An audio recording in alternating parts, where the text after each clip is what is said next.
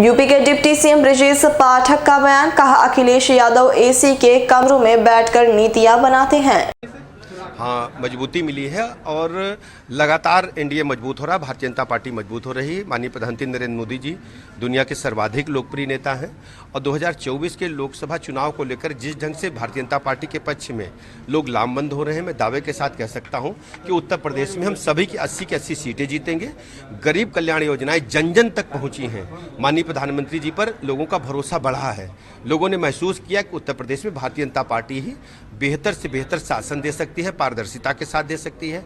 आज हम कह सकते हैं कि उत्तर प्रदेश में इन 6.5 वर्षों में एक भी दंगा नहीं हुआ है। आज अपराधी पस्त हैं और पुलिस का इस्तेमाल दिख रहा है।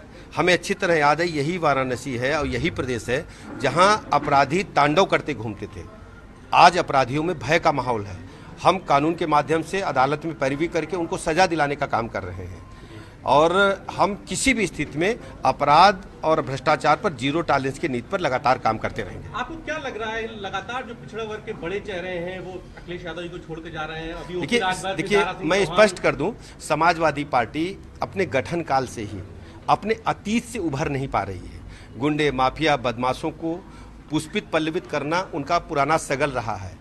जिस ढंग से अपराध उनके राज में बढ़े थे, दंगे हुए थे, उत्तर प्रदेश के लोग उन्हें कभी माफ नहीं करेंगे। और खास बात यह है कि नौजवानों के साथ भी समाजवादी पार्टी ने अपने शासनकाल के दौरान ठगी की थी। आपको पता है कि प्रयागराज में जो लोक सेवा आयोग है उसका नाम बदल करके एक जाति विशेष के नाम पर रखा गया था। जब प्रतियोगी परीक्षाओं के परिणाम आते थे तो केवल एक जाति विशेष के लोग होता थे और सबसे बड़ी बात थी वो भी उनके जिले के होते थे। आज हम कह सकते हैं कि पारदर्शिता के साथ लगातार हमारी सरकार माननीय प्रधानमंत्री नरेंद्र मोदी जी के मिशन रोजगार के तहत लाखों लोगों को रोजगार सरकारी सेवा में दे चुकी है और बड़ी संख्या में लोगों को स्वरोजगार के लिए हमने तैयार किया है।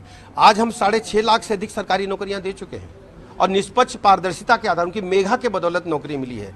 कोई सिफारिश नहीं लगी है, कोई कह नहीं सकता है और जिसने कोशिश की है उसके खिलाफ हमारी पुलिस ने कड़ी कार्रवाई की है। विजय जी, एक सवाल और भी उठ रहा है, कुछ विपक्ष के लोग अब ये चुटकी लेते हुए पूछ रहे हैं कि अगर ओपी राजभर आ गए हैं तो ओपी राजभर के पार्टी के विधायक भी क्या अब जो है एनडीए में शामिल हो गए हैं, क्योंकि उनकी पार्टी से ही मुख्तार अंसारी के बेटे भी विधायक हैं। देखिए, ये लोकतंत्र है और लोकतंत्र में इस प्रकार की बातों को कोई स्थान नहीं है। भारत माता के झंडे को आसमान की बुलंदियों की ओर ले जाने के लिए भारतीय जनता पार्टी माननीय मोदी जी के नेतृत्व में काम कर रही है।